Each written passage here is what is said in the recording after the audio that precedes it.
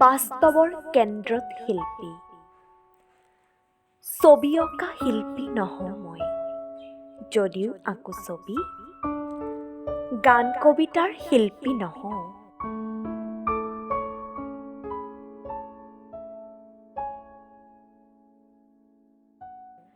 যদিও মই কবি।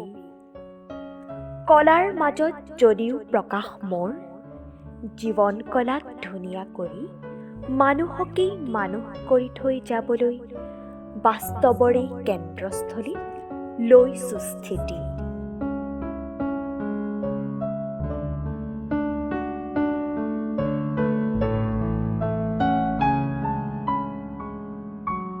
যুঁজিবলৈ দুষ্কৃতি দুৰ্ঘৰ শিল্পীৰ মই যে পালো নতুন অৰ্থ।